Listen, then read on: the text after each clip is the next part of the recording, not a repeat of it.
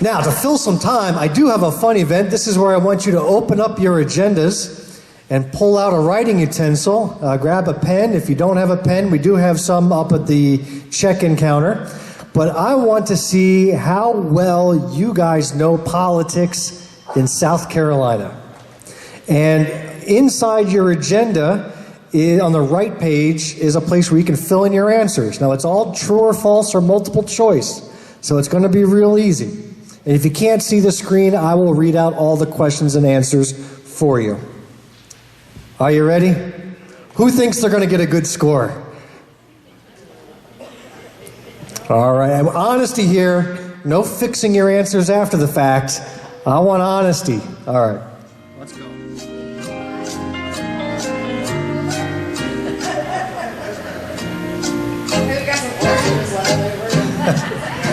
All right, here's our first question. And if you know the answer, don't shout it out loud yet. We'll cover that when we get to the answers at the end. But keep your answers to yourself. And no cheating, Margaret. All right, no cheating. No looking at Jill's page there.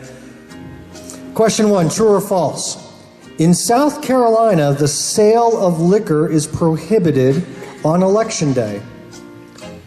True or false? Can you go and buy some booze to drown out the election noise? Question number 2. Newly elected South Carolina House Representative Matt Lieber from Charleston is tied to which extremist group? A, the KKK, B, the Three Percenters, C, QAnon, or D, Moms for Liberty? Which one of those is Matt Lieber, who was just elected for the first time to the SC State House in Charleston? Question number 3. Who was the last Democratic president that South Carolina threw its electoral votes to? Was it A, Bill Clinton? Was it B, Jimmy Carter? Do we have to go back to C, John F. Kennedy? Or all the way back to Franklin Delano Roosevelt to find a Democratic president that South Carolina went for? And I'm sorry, E, none of the above is not an option. One of those is the answer. Was it A, Bill Clinton, B, Jimmy Carter, C, JFK, or D, FDR? Question number 4, Senator Floyd Nicholson. He made our trivia question. He was witness to which of the following moments in South Carolina history? A, the Orangeburg Massacre in 1968. B, the Greenville 8 protest in 1960. C, the Charleston hospital strike in 1969. Or was he present at the raising of the Confederate flag over the South Carolina State House in 1962? Now, Senator Nick, if you get this wrong, I'll be very disappointed. All right, question number 5. How many voting precincts? Evie was just talking about precinct organization.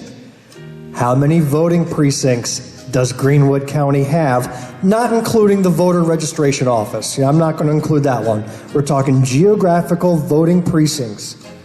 Does Greenwood County have 26? That's A.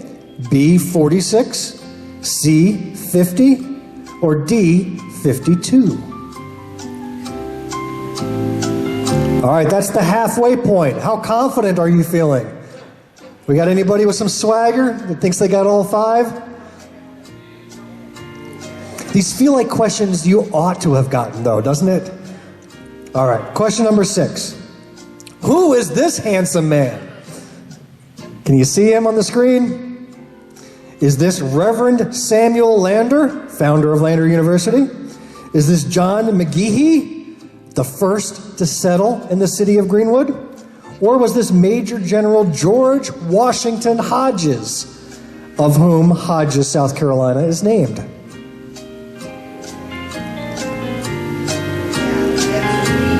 Okay. Question number 7. Which one of these gentlemen was not an elected Democratic U.S. Senator from South Carolina. Which one of these was not an elected Democratic U.S. Senator? Fritz Hollings, that's A. B. Donald Russell, C. Strom Thurmond, or D. Jim DeMint.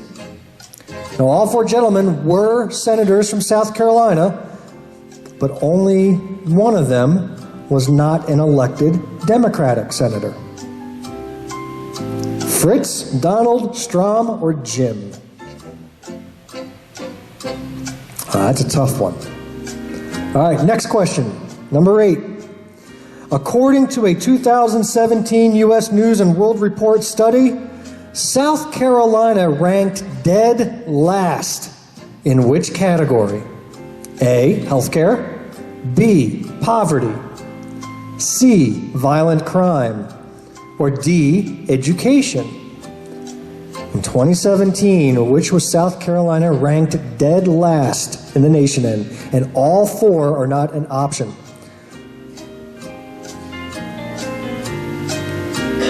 Question 9, based on 2020 presidential election results, which one of the following adjacent counties was, quote, more conservative than Greenwood? Was Saluda more conservative than Greenwood County? Was it McCormick, Abbeville, or Edgefield? Well, I can only have 4 answers, so I did leave out Lawrence. But we'll talk about Lawrence. But of these 4, which one was more conservative than Greenwood? Saluda, McCormick, Abbeville, or Edgefield? And the final question goes back to some real good history here. When the South Carolina Constitutional Convention convened in 1868 after the Civil War, what percent of the delegates who helped create the South Carolina Constitution back then, what percent were black? Was that convention made up 100% of black representatives, 67%, 33%, or 0%? This is right after the Civil War. All right, you ready for some answers now? I think it's time for some answers. Turn off that music, it's getting on my nerves. All right, let's go to our first question. Mark yourself as correct or incorrect, and let's see how you score. So, true or false? In South Carolina, the sale of liquor is prohibited on Election Day. What says the audience? True or false? Wow, sounds like 50-50. All right, the answer is, it's false. But that was the case up until 2014. It used to be the case. In fact, when I moved to South Carolina, the first thing I did was go buy a bottle of Jim Beam on Election Day, and I couldn't. I said, what the heck? Yes, ma'am. After the polls closed? No, on the day itself. On Election Day. All day. No, it used to be that on Election Day, you could not buy liquor in South Carolina. All day, all night, couldn't do it. Bars, restaurants, shops, you could not buy alcohol. And interestingly, in 2014, it was repealed by the South Carolina State Senate in a vote of 41-1. There was one guy out there who said, yeah, maybe this liquor thing still is a bad idea on Election Day. I did not find that out. So that's a good research project if you want to find out who that person was. Maybe they're still in the Senate. I don't know. All right, second question. Newly elected South Carolina House Representative Matt Lieber is tied to which extremist group? I hear KKK. Is that pretty much the general consensus? I hear some 3%ers. I hear some Moms for Liberty. The answer is, he was exposed as a member of the 3%ers. The 3%ers is defined as a vanguard extremist movement that claims to be ready to carry out armed resistance to perceived tyranny. Again, perceived tyranny. It is a militia organization, and he's in all sorts of YouTube videos, and he was even on a national organization as being a member. He denies it, yet the evidence is out there. And he was still elected a House representative. In fact, he defeated a black female incumbent. He was one of the ones that flipped a seat. So it's we got our work cut out for us, South Carolina. We got our work cut out for us. All right, number 3. Who was the last Democratic president that South Carolina went for? I hear Jimmy Carter. Do I hear anybody else? Franklin Roosevelt. I hear a couple FDRs. It turns out that the most recent Democrat was Jimmy Carter. Jimmy Carter, it's interesting. According to the history, South Carolina actually almost exclusively voted Democratic from Reconstruction to the early 1960s, before South Carolina turned Republican in response to the civil rights legislation. South Carolina, if those of you who are old enough to remember Barry Goldwater, South Carolina was only one of 6 states that voted for Barry Goldwater after that, and has voted Republican ever since, with the exception of fellow Southerner Jimmy Carter. We need to get that flipped. 2024. All right.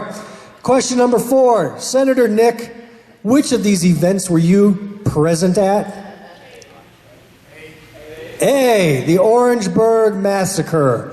And he stated that on his campaigns. We even interviewed him about it, wrote about it, but he was there. The Orangeburg Massacre occurred at South Carolina State University. There was a local bowling alley that had a no blacks allowed policy, 1968, and led to a protest on campus against racial segregation. 3 young men were killed that night by South Carolina Highway Patrol officers. It has been dubbed as the Orangeburg Massacre. You can read about it on Wikipedia and in other historical references. Okay, this one all of you should know. As much as we hammer home precinct organization, and you've been to conventions, how many precincts does Greenwood County have? Oh, the silence is hurting my heart. I hear 50. I hear 46.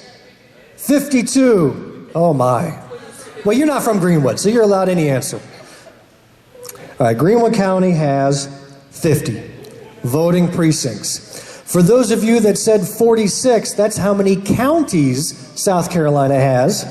But we divide up Greenwood County into 50 voting precincts. So how many precinct leaders do we need? 50. 50. We've got 6 who are active. We need more precinct leaders. I prefer the 10 that are written. Yeah. All right, number 6. Who is this handsome young man? Samuel Lander, John McGehee, or Major General George Washington Hodges? Who knows this guy? What's that? I hear Lander. I hear anybody else? Hodges. What says the professor for the employee, for the teacher whose husband works for Lander? What say you? Yes, you've got Lander connections. What say you? I'll put the new attendee on the platform here. I have No idea. Listen, if this guy came strolling down the street, I wouldn't know who it was either. This is the Reverend Samuel Lander. The Reverend Samuel Lander. And in case you were confused, and just to remove any confusion, he was not any relation to any members of ZZ Top.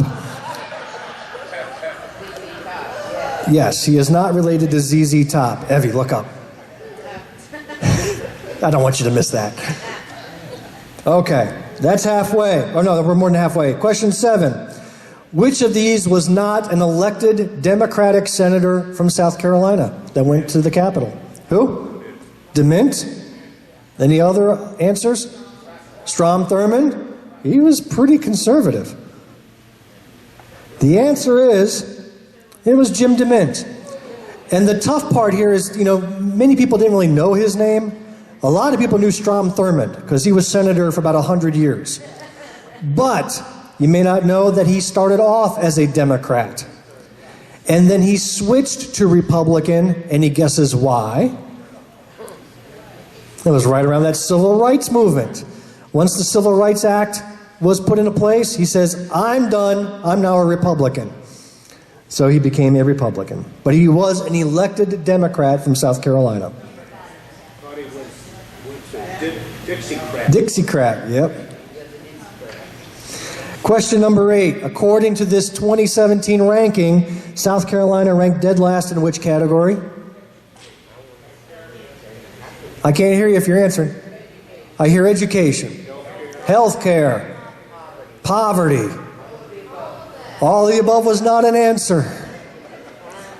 We ranked dead last in education.